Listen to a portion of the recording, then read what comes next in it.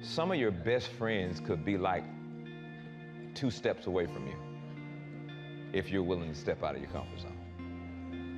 Your wife could be 2 steps away from you.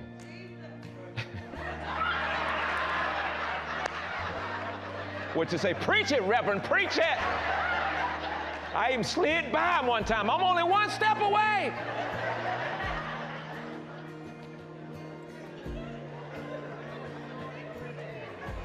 That is, it's an interesting thing for you to think about. Go home and locate your comfort zone.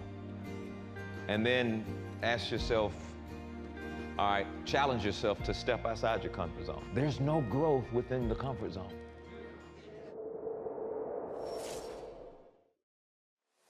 We're back. Are you ready for Change Experience 2024? Creflo Dollar is hitting the road for Change Experience West Coast in February and Change Experience East Coast in April. It'll all end with Grace Life, the reunion at the World Dome in July. Mark your calendars now. Text Change 2024 to 51555. Scan the QR code on your screen or visit CrefloDollarMinistries.org today.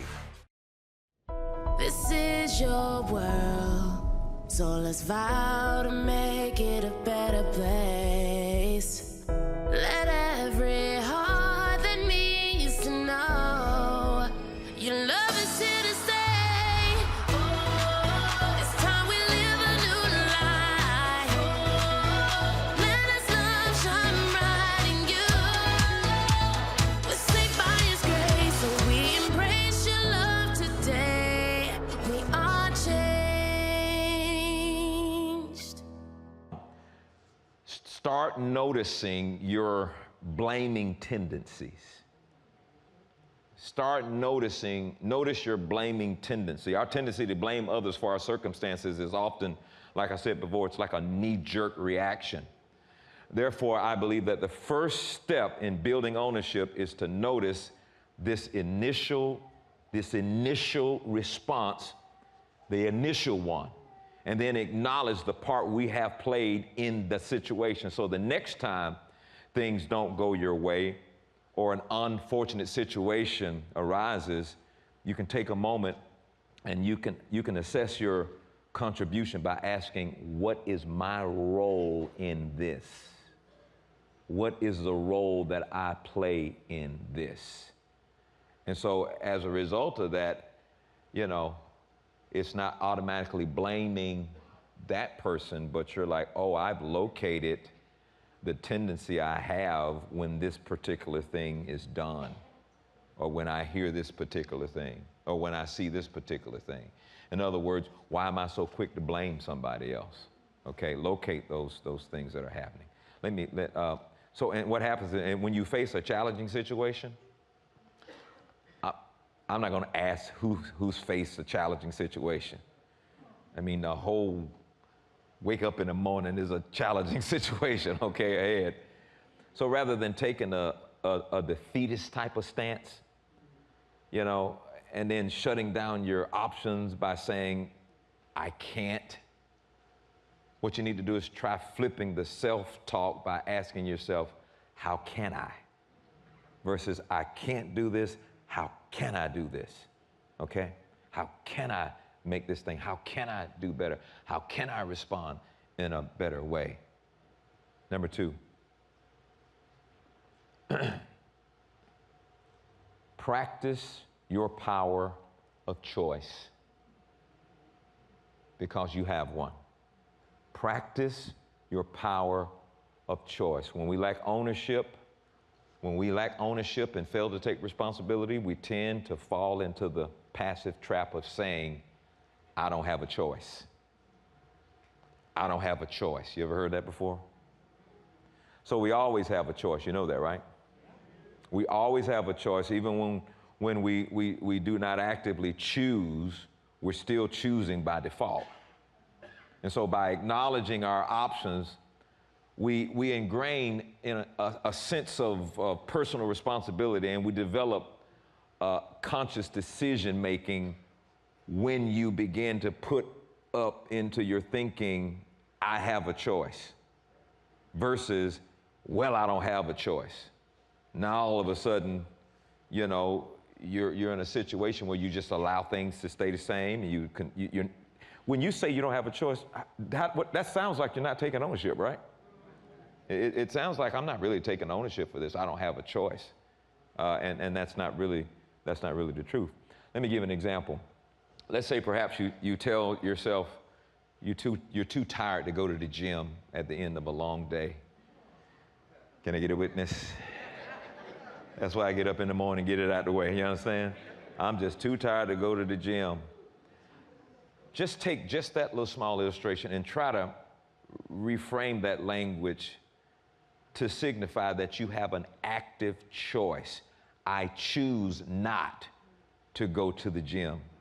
What are you doing? You're blaming, I'm tired and I've been working, so I'm too tired to go to the gym. Lord, they done got on my nerves. I'm too tired to go to the gym. No, there's something that happens when you keep in front of your face, I have a choice. I choose not to go to the gym tonight. And by saying those words out loud, your gut will tell whether those words are valid, responsible reasons, or if you're blaming external circumstances and making up an excuse. And we do a lot of that. We blame, not just only people, we blame circumstances. I was in Sacramento. I mean, I almost died. And I could have said, I'm not coming to church. I was out of town. I was supposed to do this meeting. There were people that were coming from all over the area. And I could have said, well, I almost died today. Because, I mean, I had a wreck. I got admitted to the hospital. I got out of the hospital because I had to preach. I almost died today. I can't come. No, I could have chosen not to come, but I chose to go. And that's power. That's power. That's ownership. That's accepting responsibility. That's accountability. I can't tell you the number of people, you ask somebody, hey, you going to church Sunday? And they're I'm gonna try. I'm gonna try. How many I'm gonna try is an honest lie? And that's kind of a weird way to say an honest lie. It's a lie. Because what you're doing is you're searching for an excuse as if you don't have the power to own it. Well, I ain't gonna say right now. Why? Because I might not feel like coming. And all you have to do is say, well, I choose. I'd rather you say, I choose not to come to church on Sunday. And I'm gonna ask, well, why?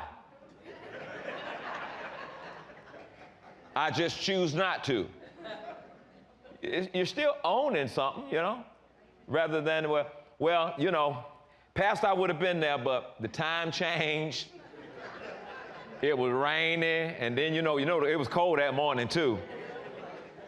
See, you're rehearsing those things in just that area, and it has a tendency to show up in other areas of your life. And when you need to be taking ownership of certain things, you won't take ownership of those things. You keep blaming it on your past. You blame it on your parents. You blame it on your economic situation. You blame it on, who was in the house. You were in the sink. And you're never going to really, see things change as long as you can keep pulling up stuff to blame or circumstances to blame. This is not too hard for y'all. Y'all good with this now? Y'all you ain't mad at me. Some of y'all looking at me like,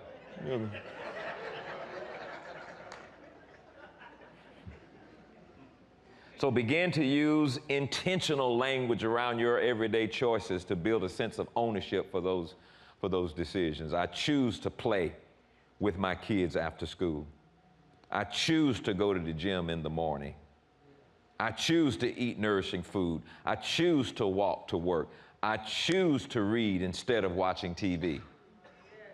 That's a powerful thing to do because that sense of ownership and responsibility is being molded on the inside of you, and you'll start seeing it in other areas, okay? Number 3, trying to move quick. Get the peoples out before the sun go down. Let you enjoy that first Sunday dismissal out of church. Okay, so we're talking about we're talking about responsibility, accountability, and ownership. So let's look at number 3. You've got to have accountability before you move into ownership. So let's look at number 3, become accountable. Becoming accountable. When you hold yourself accountable to others, you're more likely to take ownership of your own actions. Who are you accountable to? Okay? It'll build a sense of accountability for yourself, being responsible to others. And we hate that. Our thing is, I'm grown. I ain't got to be accountable to you. Who are you accountable to? When there is no accountability in your life, temptation can get you. But when there is accountability in your life, you probably will pause and say, I ain't gonna do that because I'm accountable to this person. And it's not a bad thing to do. It provides additional support during challenging situations by making sure that you don't fall back into those previous behavioral patterns that you were in. And we have patterns. We have patterns of how we do things. When I woke up one day and realized, boy, I am a serious complainer. If I was complaining back in Moses' day, I would fall dead with all them other thousands of people. I mean, I just thought, I built it up, and this is emotional immaturity. I built it up where I actually had myself believing that I have a right to complain if it's not to my liking. And so I looked up the word complain, and it means to express your displeasure about anything. I said, oh, well, I'm a complainer. And I thought, man, I really, really need to change this pattern, but I couldn't do it. So I asked Taff, I said, help me. And I just didn't know she was just going to be telling me all the time. It was like all the day. You're complaining, you're complaining, you're complaining. Then I want to get back with it. Well, you complain too. I'm like, dang. Or the food come up. I don't like the food. Do you complaining? Well, I'm just saying I'm just saying I don't like the food. Well, you just complaining. Now, you want some accountability? You are a complainer. I was like, dang, boy, I didn't even see that. Don't be afraid to be accountable to somebody. Don't be afraid to be accountable. Don't live the kind of life where, I'm not going to be accountable to you, and therefore I'm just going to build a closet filled with secrets. Because when you do that, you know that it's not working like you say because nothing's changed. You're still doing the same thing. Okay? And it's not like you have to do it to impress somebody else, but, you're still doing the same thing. So that's why it's so important for us to, thank God for challenges. What would we do if we didn't have any challenges in life? I mean, really, what would you do if every life was like flawless? I'd be bored. So what I do now is when I have those great days, those string of weeks, I really enjoy it because I know something around the corner. It doesn't surprise me. It's like when it's a peaceful time, hallelujah. And it doesn't take but one conversation or one phone call, and it's like, okay, here we go. Here we go. And don't let that upset you. Just say, I am prepared for the challenge. I'll accept my part, own my part in this whole deal. So very important. All right, we got about a few minutes. Let's go number 4 real quick. Get as many as I can today. Number 4. How do I handle and walk in this area, being responsible and owning my life, ownership? This is very, very interesting, what I'm about to say. I kind of snuck it in just a little bit here, but you want to really get to the place of ownership and responsibility. Number 4, try discomfort. Try discomfort. Blaming external forces for your circumstances means never having to live outside your comfort zone. You follow what I'm saying? You blame, and blaming people and blaming different forces and circumstances, Well, I don't want to get in this place where I'm not comfortable. I'm comfortable blaming you for my issue. I am comfortable blaming circumstances or situations for what I am going through. While comfort zones may feel safe, change never happens there in the comfort zone.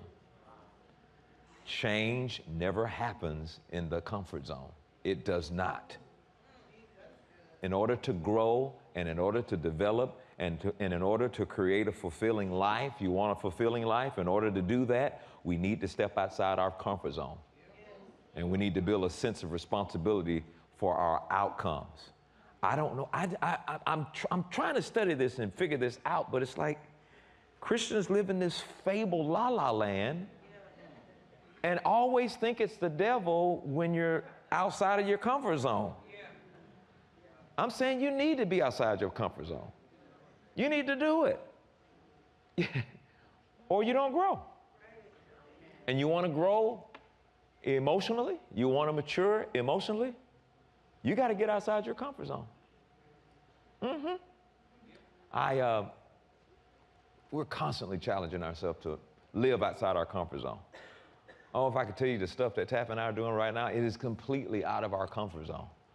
And you just grow more when you can step outside there.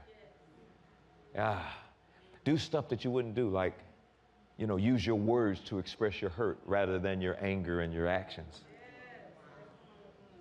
I need to let you know, doesn't have to be an argument, but when you did that, it hurt my feelings. I'm good, don't need no response, because you're saying something now to protect yourself. Just think about it. Okay, I'm finna go eat, but I just want you to know I know. I want you to know I know. I want you to know 10 years ago, I'd have cut you.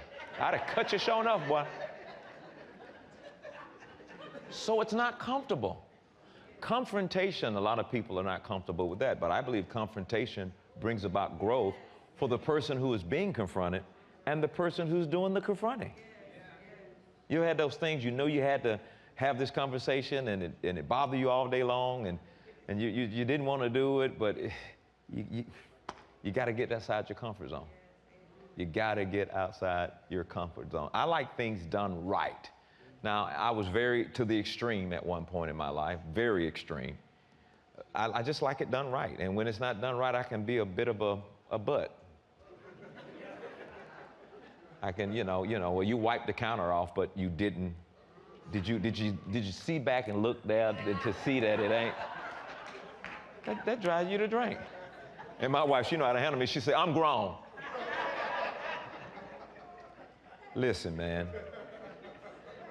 You got to get outside your comfort zone, man. Because there's a thing I learned, if you don't like the way somebody else do it yourself. And that's what I do. I do it myself. I don't like the way you wash dishes. I look at the fork. I'm like, did you see this on the fork? I don't like for people coming to my house trying to wash dishes. I mean, I'm glad trying to help them. But if you can't wash dishes, don't wash them. Don't. Leave them alone. Leave them alone. Don't come in there trying to make my bed up. Don't come take my pillows and put them all in triangles. You messing my pillows up because when you put them in triangles, it go down right here. And now my pillows are all off balance and stuff like that. That's a bit of a butt. Nobody got time. Can't too many people live with me? Praise the Lord. Can't do that.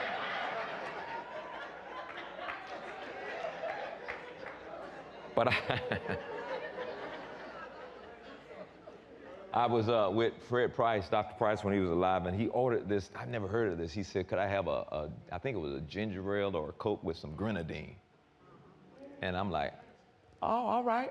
Let me see what you got there. Let me see what you're doing, Doc, doing. And it came back, and it basically tastes like a cherry Coke, about what it was, So I went out by myself. I said, yeah, I like a Coke. Could you put some grenadine in it? They said, huh? I'm thinking, I'm in College Park. No, what's that? Grenadine who? What that? What kind of green? I'm like, oh, Lord have mercy. I don't know if we got that.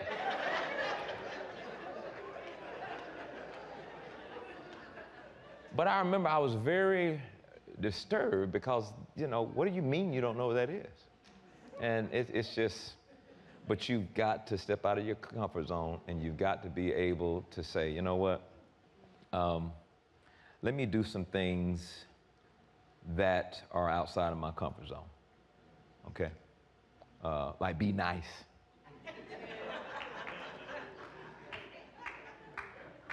Be nice to people. Or introduce myself to people.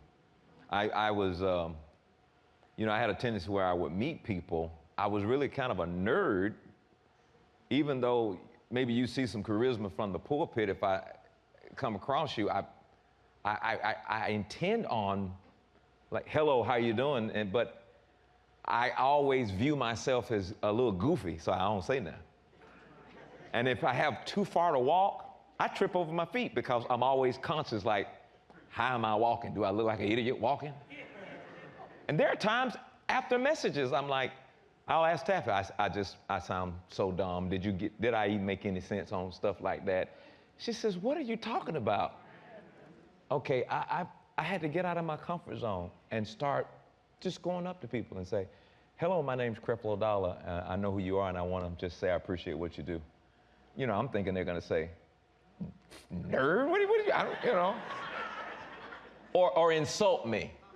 You know, the people down a long time, about not too long ago, but Atlanta Hawks had a little thing, and they wanted to have a Creflo Dollar night and honor me. I'm like, no. They said, why? I said, the people ain't gonna boo me. I said, I might know they booing me, but I ain't got to hear them boo me. I had issues, man. I had issues. And let me tell you something. Some of your best friends could be like 2 steps away from you if you're willing to step out of your comfort zone. Your wife could be 2 steps away from you.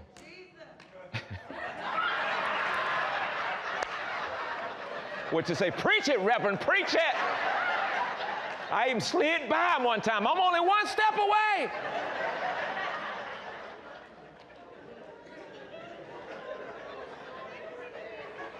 That is, it's an interesting thing for you to think about. Go home and locate your comfort zone. And then ask yourself, all right, challenge yourself to step outside your comfort zone. There's no growth within the comfort zone. Please hear me. There's no growth in the comfort zone. Step outside it. Ask God to help you. I want to challenge y'all, man. We have to enjoy this life. I'm trying to get you to see, learn how to live. Learn how to live. Learn how to enjoy this life. I got a minute to go. Let's see, how do I want to close this? Failure is nothing to be afraid of. It's one of the most effective ways to learn, and it's a clear indicator that you influence your outcomes through the decisions you make.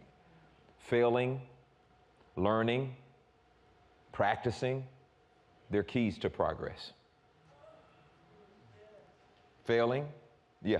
Is that a key to progress? Yeah. Failing, learning, practicing. They help you identify a gap. They help you to develop a plan. They help you to move forward. It's time to take ownership of your life, ladies and gentlemen. Take ownership of your life. Take responsibility for your thoughts. Take responsibility for your actions. Take responsibility and allow the challenges of your life to challenge you to make some changes in your life. Stop blaming other people for your circumstances. Build character, grit, self